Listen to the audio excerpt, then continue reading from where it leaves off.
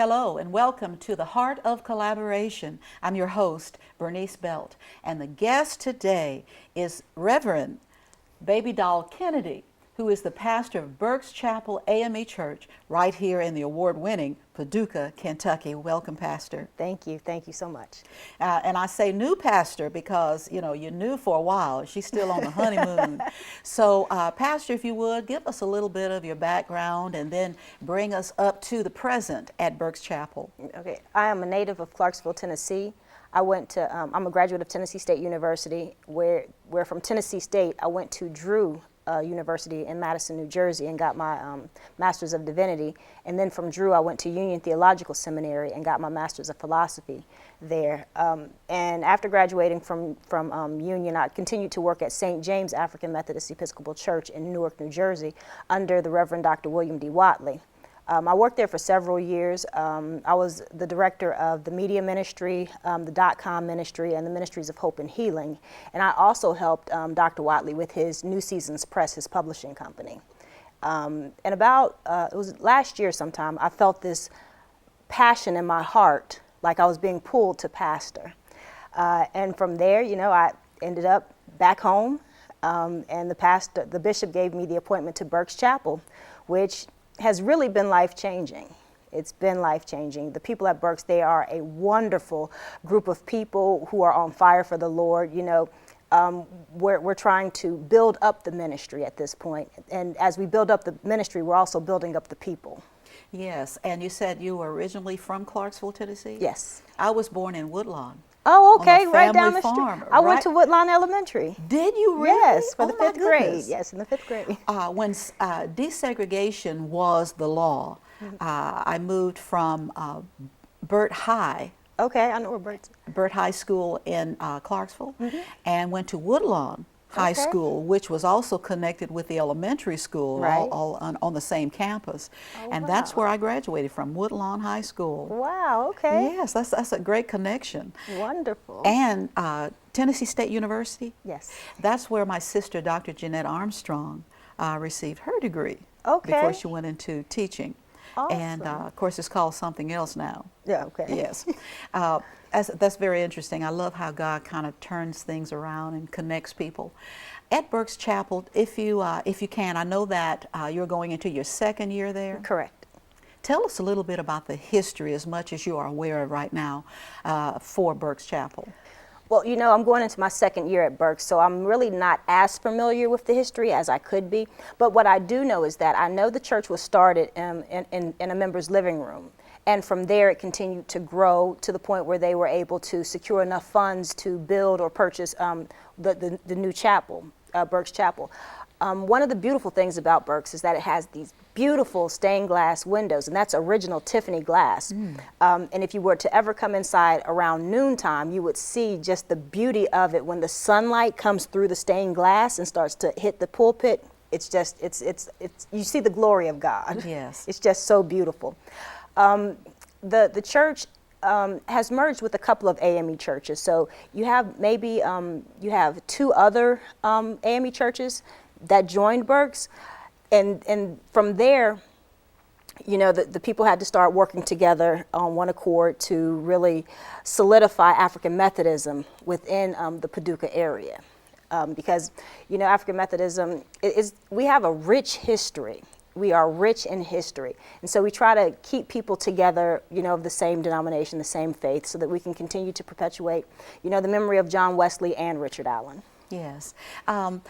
The interesting thing about Burks Chapel is, well, there are many interesting things, but they have some of the best programs in the community. Yes, we do. I've had the pleasure of preaching there and singing. And we have to bring you to preach. Well, call me. And some of the great programs, I remember being involved in cantata here and there, and Sister Mundy was in charge of coordinating all that. Oh, it was so awesome, and the attendance was great, and people appreciated that touch of class and yet, you know, that gospel flavor. Right. And then they have so many great programs and annual events, and hanging on to some positive tradition. I'm not a traditionalist, Right. but I know that there are some good traditions that are Right. worth hanging on to. And so I love that part of the history of Burks Chapel. Tell us a little bit about your immediate family. Well, my mother, she lives in Clarksville with me. We don't live together, but she lives in Clarksville. She's a native of Arkansas, Yes. of Blytheville, Arkansas. I am an only child. My father, the man who raised me, he is deceased, my father. My grandmother was a very spiritual person, very nurturing. You could always find her in the kitchen, you know, cooking and humming a hymn. One of the things that I used to enjoy picking at her about was she was a huge Atlanta Braves fan. And one time I went to Atlanta and I bought her a hard hat from like the batter's hat. And she would sit in the bed, watch the Braves game, put the hat on and read her Bible. Just a great woman of faith. My mother's a great woman of faith, you know, born and raised in the church, grew up in the church. My mother was the Sunday school superintendent, a trustee, Sunday school teacher, serves on the usher board. Myself growing up, I was in the choir, always at Sunday school. I was in several choirs. One of the funny things was when I was about 16, I joined the senior choir. I did not know that the senior choir was supposed to be people of a certain age. The thing was, I loved the fact that they sang the anthems. Yes. I love gospel music, but there's something about an anthem every now and then that just really puts you in the mindset of where God really wants you to be, that thing of worship where you enter into this sacred space with an anthem. It's just beautiful. And that's what I Yes. always loved about that. Yes, that's one of those musical traditions Yes. that I believe that every church family ought to hold on to, and if they don't do it, they need to get it. Right, right. Because the anthems are powerful. They The are. wonderful thing about an anthem is that it begins so melodically. It's so Right. sweet, it's so warm, and it invites you and Right. nurtures you in, and it continues Right. to build up and crescendo and becomes Yes. more powerful, and it's almost as if the ceiling has opened Yeah, up. because and it you creates do a see the glory sacred of God. space. Absolutely. Yes, that sacredness. Yes. Absolutely. Yes, and like I said, I love gospel music. Mm-hmm. Don't get me wrong, but gospel music does something for me that anthems can't do. But then anthems do stuff for me that a gospel song can't do. Absolutely. And like you say, we have to continue to hold both dear and not just sacrifice one for the other. Yes. We have to be concerned about inclusion. Exactly. How do you give us some of the philosophy, your philosophy, or your internal, your spiritual feelings about inclusion in the household of faith? I believe everybody has a part to play.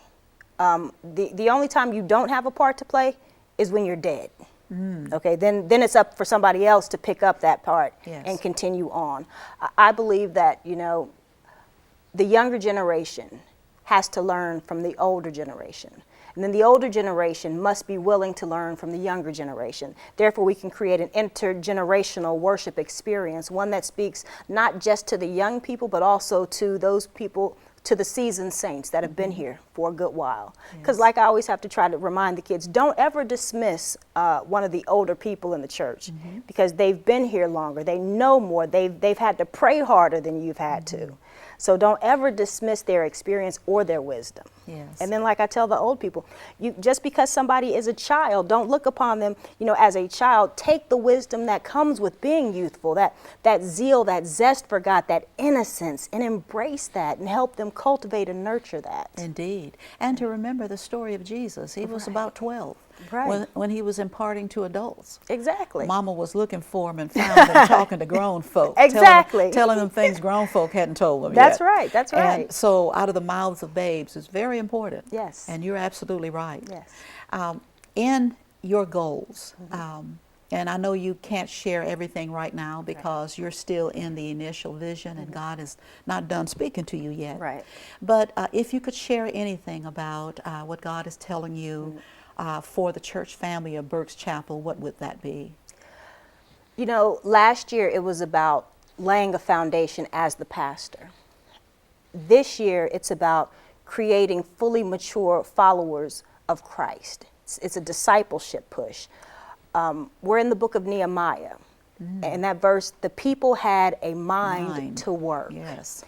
that's one of my visions, getting everybody on one accord so that everybody has a mind to work, so that everybody sees, where they can contribute, how every family, every individual can help repair, rebuild, and beautify, the church. The areas that need to be repaired, let's repair them. The gates that don't need to be repaired, let's just stand guard and make sure nothing happens to those gates.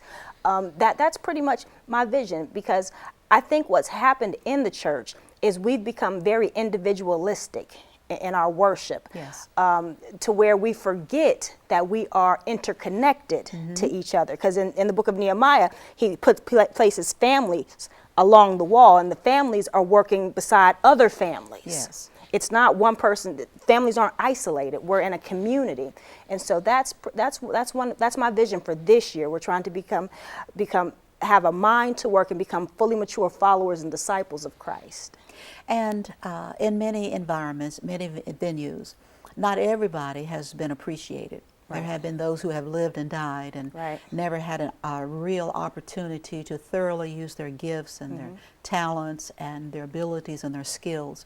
And so many are, I suppose the word would be disenfranchised somewhat, maybe even isolated, left out, overlooked, Yeah. and don't feel as if they have real value in the house of prayer, the house of faith, and see the church as a building and a location versus a church family, a kingdom building mechanism to Right. glorify God and to edify the people of Christ. And so I like what you're doing. You have systematically come in your first year. You knew what you needed to do. You listened to God. And now you're listening to God again for the second year as you're building up people from the inside out for the church from the inside Right. out. Right. And so now people who maybe didn't feel as valued are now going to have an opportunity to utilize their gifts and talents under your leadership. And if they have a mind to work, Right. then you'll be able to help them work. Yeah, my goal is everybody has a gift. Everybody has a talent. God has endowed all of us with something uniquely ours. And that's what I'm trying to pull those out of people, because I see people that shy away from stuff. And I'm looking at some of my members and I'm like, but you're gifted in this area. Okay, Yes. Why shy away? And then they're like, oh, well, I don't feel confident. Come to church, use that gift, mess up at the church. Don't Yes. mess up on your job. Yes. We'll correct you in love. And then that way, when you transfer that gift and that talent to the world, Yes. then it's been nearly perfected. And so I love trying to encouraging people to do what God is calling them to do. I have a young man at my church. His name is Excalibur. He's in middle school. This young man has, he says he's never studied phonics, but when you get in the genealogy and reading all those so-and-so begat so-and-so, and everybody's sitting there scratching their head like, now, how do you pronounce this? Yes. He pronounces those names effortlessly. Wow. It is amazing. We're sitting in Bible study and he's just like going on like this is normal reading for him. And we're trying to tell him, you are gifted in this area. And he's just like, you know how kids are. They just Yes. get all shy and stuff. And we're trying to pull that out of him. There are so many gifts that people have that they bring to the church that they're just, afraid to use. And that's what I'm trying to help them get over that. Like I Yes. said, come to the church, mess up, we'll correct you in love and let you do it all over again. Yes. The fear of failure is mighty. Yes, it is. But once you get through that fear of it, and then you began to taste spiritual success, Yes. and being able to be completed, no comparison, no competition, Right. but completion. Exactly. People will not want to go back to where they were before. Right. Excalibur, I think I know who you're talking about. I'll have to get a big old hug from him next time I Yes. see him at the church. Yes, and let him know that he can pronounce those names Yes. too. Yeah. In terms of outside the walls of the church, and I don't know if this is an unfair question or not, you answer it how God has already led you to believe that He wants you to do it. But in terms of the outside the walls of the church, what are some of the things you see you and Burks Chapel doing, other than barbecue on the river? Because, boy, you guys have really, that's some yum stuff at barbecue on the river. Well, we've partnered with Paducah Cooperative Ministries, and we're part of their food pantry. So that's a partnership that we are developing. I Yes. sat and I met with the director. They are wonderful people. They have a wonderful ministry, and I love the way they have it set up where each church is commissioned to bring a certain item. Yes.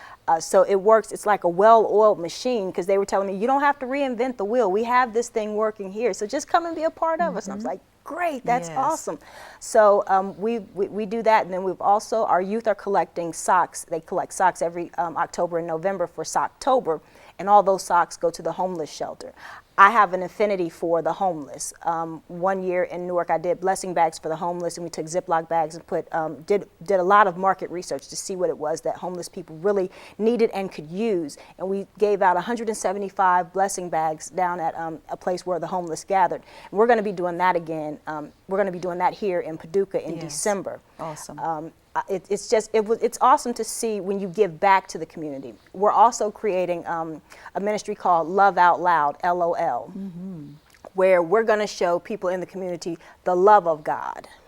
And this is designed for the community. It's not designed for the church. It's designed for our non-church members, Yes. just to show them how Christians should act. I got this from a friend of mine, John White, down in Miami, where his church went to a laundromat, and for 2 hours they paid for the laundry that people brought in. Remarkable. They went to a grocery store and bagged groceries for an hour. They went and hung Christmas lights at senior citizens' houses in the community, but they had to be non-church members. And it was like they weren't allowed to solicit any funds.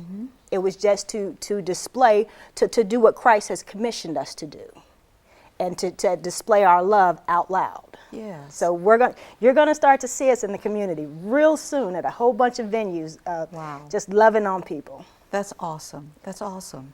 And the great thing about these ministries within the ministry is that you don't have to have a whole bucket of money to get started. Exactly. You really don't. Yeah, like bagging groceries that Yes. cost nothing. Yes. Yeah. Some quality time, some smiles, some Yeah. saying hello, how are you? Exactly. To people who, some people don't care how you are. Right. And but I'm so excited about all of that. And for people to hold back and say, well, we can't do ministry because we don't have any money. Gee whiz, this is ministry. This Yeah. is not money, this is ministry. It doesn't take a dime to go to the nursing home and visit someone. Yes. It doesn't take a dime to stop by someone's house and say, hey, saw you wasn't at church today, just wanted to make sure you were okay. That costs nothing. Love doesn't cost a thing. Oh, wow. Wow, that's a sermon. Love doesn't cost a thing, Pastor Kennedy. In your church, you have the very young. Yes. You have the teens and the young adults, and you have the elders. Tell me a little bit about, tell us a little bit about how you operate with those groups. How do you help them to appreciate each other's age group or age level?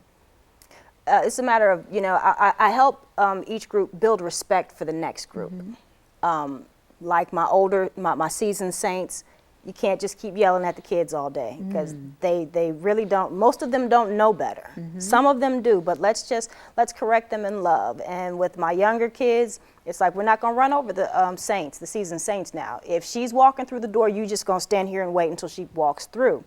I'm trying to get them to understand, that as young people, we're going to get to that stage. So the Bible talks about reaping and sowing.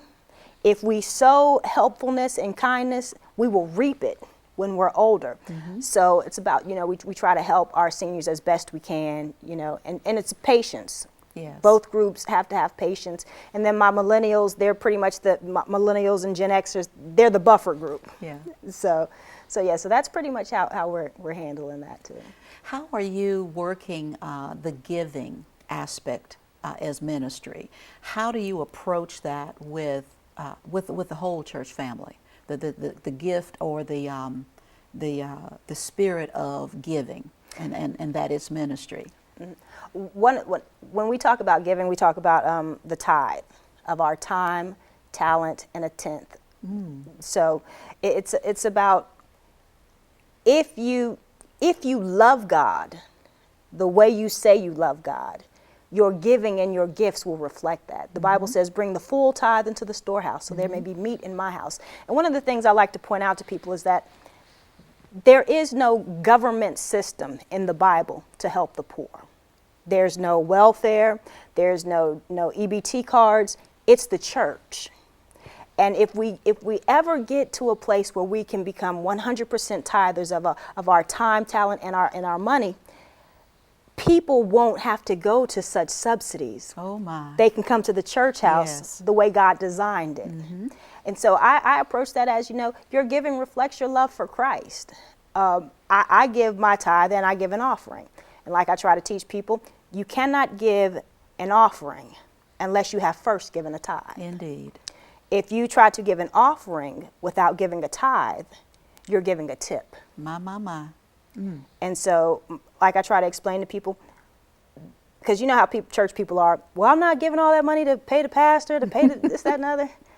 What we're learning is that when we get that money, we go and we buy soup for the kitchen. We go and we buy, like when we were assessed the macaroni and cheese from Paducah Cooperative Ministry, we went out to Sam's and bought cases of macaroni and cheese. We bought backpacks and school supplies for our kids so that at least we know they had an equal start at the beginning of the year. They had all the supplies they needed, and quality backpacks. We spend money on helping those in need within our own church family. Yes. And First so- the Jews, then the Gentiles. Exactly. Yes. So they're starting to see this. And, people like to be able to see something. And so that's what I'm trying to help them do. Like, see, this is what we did. Yes. We did this. We raised money for a terminally ill person in our community. We raised money for our youth. We raised money for our last Christmas. We did food baskets and we gave to our senior citizens for Christmas holidays. Yes. And I wanted them to see we did that because they had a mind to work and a heart to give. And they must see it because giving ought to be measurable to a larger extent. Yes. Because most of the time in giving it is tangible. Right. And so it is measurable, therefore. Correct. And so givers ought to be able to measure their giving. Exactly. Now, when you give your tithes and offerings, you don't know where every penny's going to go, and Right. you don't need to know Right. where every penny's going to go. You're not the trustee, you're not the steward. Right. You're not in control and in charge of how things are going to be dealt with. And they need to know. If the pastor is salaried, they need to know, yes, the pastor is going to get a salary. Right. Yes, and if there are expenses for the pastor, they need to know, yes, Right. these are expenses for the pastor. Yes. And these are the things that we all must do Right. in order to complete this whole image of a disciple of Christ, of a Christian. And sometimes the word Christian, I think I've shared on this show, and I certainly share from the pulpit, that we take the word Christian for granted, like we take the word friend, friendship, love, loyalty, devotion, commitment. And so I often use the word Christian to remind people that Christ is the root That's right. of the Christian. That's right. And if we are not Christ-like, then there's no point throwing that word around. Exactly. As a Christian, and I know that you are, I judge people by their fruit. I don't judge or condemn them. Right. I leave all of that to God. But the fruit that's harvested, you don't pop up one morning and there it is. Right, There are some right. trees that are planted. Right. And then you take care of all of that. And you do what you're supposed to do so that you can have that harvest. Right. And so you're teaching them how to plant Right. and how to harvest. And all of the pretext and the context of all of that as you go along. I Yes, like ma'am. how you talked about, judging the fruit, like the fruit inspector. Yes. And that's one of the things that I'm trying to teach my young people is that, we're not judging you, we're judging your actions.